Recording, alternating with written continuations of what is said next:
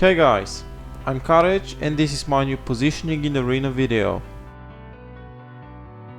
The first part of this video is going to be about defensive and offensive positioning. Afterwards, I'm going to focus on specific positioning on different maps. And then in the end, something that you might have neglected, and that's eye positioning.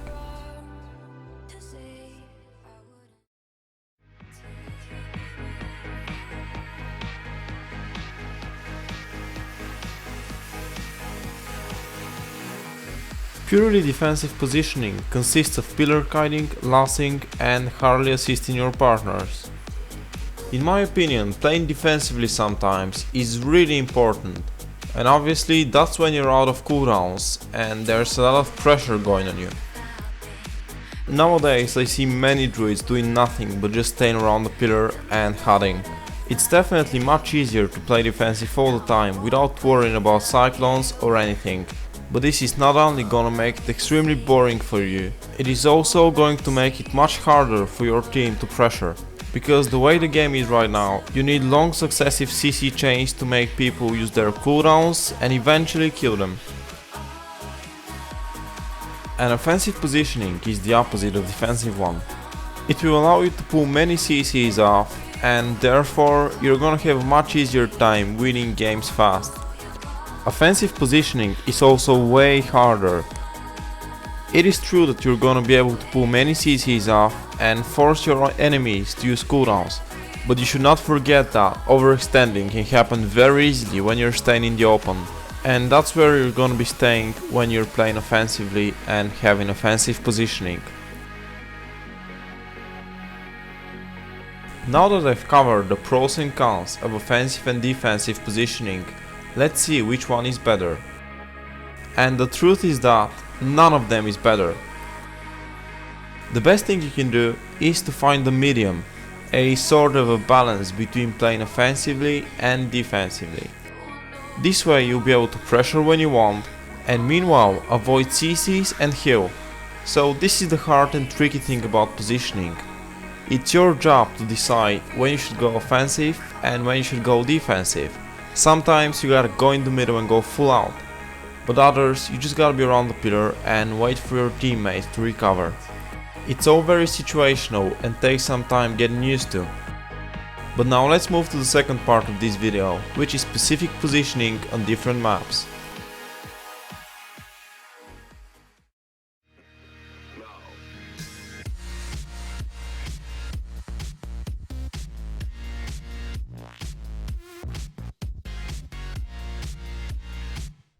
An extremely helpful thing I recommend you all do is start cycloning right from stealth.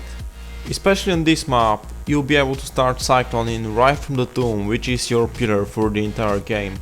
This first cyclone will definitely not make you overextend. It will actually help you because you get more pressure than the opposite team. Watch me make a mistake here. I'm exposing way too much and it's completely unnecessary. And I went for a second cyclone the DK, which I could have casted right from the tomb, so this move was pretty stupid by me, don't do that. And here's a trick which is not really positioning related, but I'm sure it's gonna help you. You can actually see the shaman being on 45% here. And since we have no CC on the paladin, but we wanna keep the shaman low, I'm gonna go for a cyclone on the shaman and position myself closer to the paladin, then swap that cyclone to the pala and kill the shaman straight away. This is either gonna force a lot of cooldowns by their team, or they'll simply die.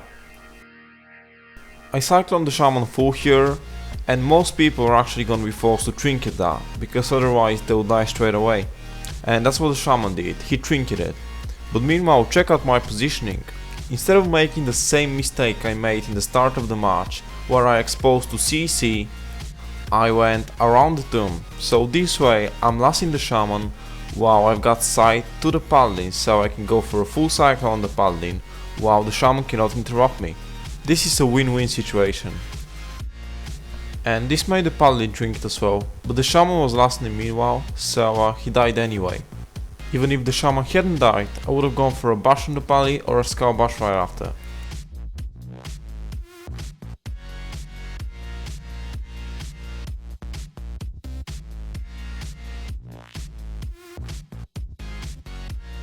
Dalaran Arena is pretty specific.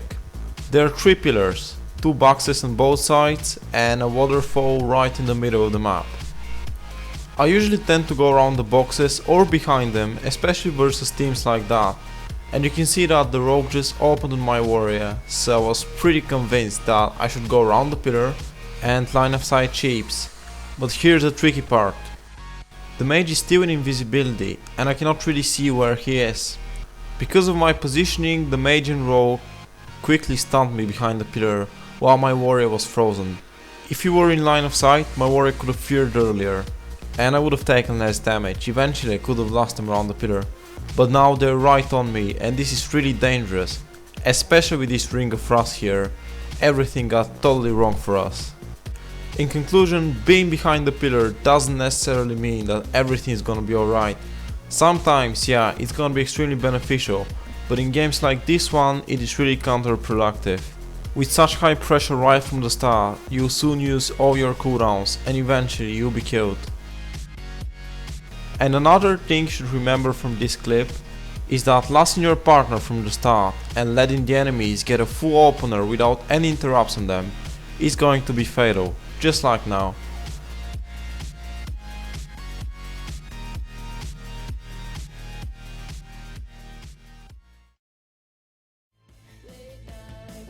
This is the second arena match I'm gonna show on Dalaran Arena, and it's going to be much harder because this time we will be against Warlock, Mage and Resto Druid.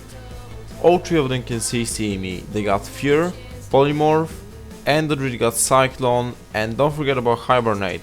He's also got Hibernate for you.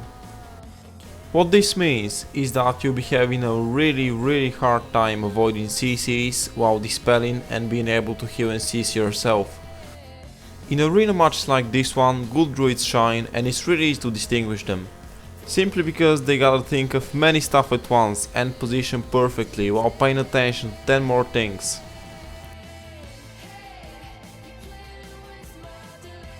Remember what I told you in the start? Always open up with a Cyclone right after stealth. It will give you enough time to pre-cut and there will be no pressure on your team. It's okay to go around the boxes sometimes, but you can also go right here at the stairs. The way everybody's positioned right now makes the stairs a perfect place for me to be. From there I'll be able to dispel my partners, heal them and simultaneously avoid CCs from the enemy team. This is all you need.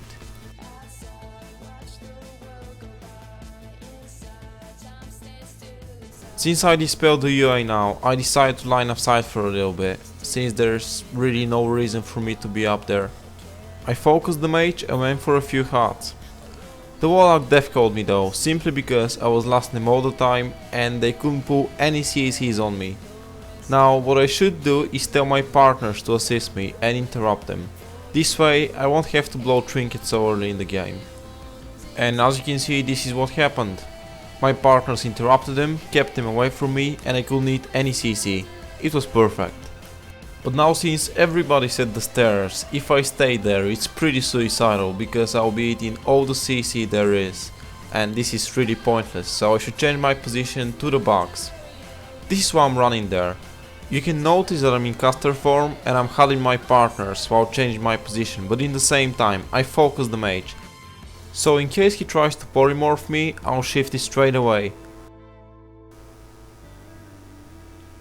Right here I get Cycloned, but it's an instant cast and a Cyclone that is.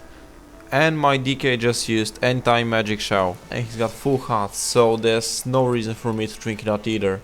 I should keep playing defensively, also tell my partners to play defensively, and eventually everything's gonna get back to normal and we'll be able to pressure.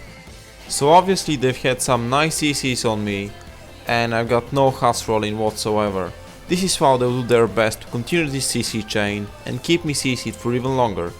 But I'm right next to the box, which instantly makes everything much easier for me. You can see that the Warlock's trying to fear me here. And even though I don't have him on focus, it doesn't mean that I shouldn't pay attention to what he's doing. I saw him doing that, so I went behind the box and he couldn't do anything about it. After that I popped 3 form and you can see that I still have trinket, mana and all my cooldowns ready. So this is pretty much how you have to play it. You have to play it smart, pay attention to everything, which will lead to outsmarting your opponents.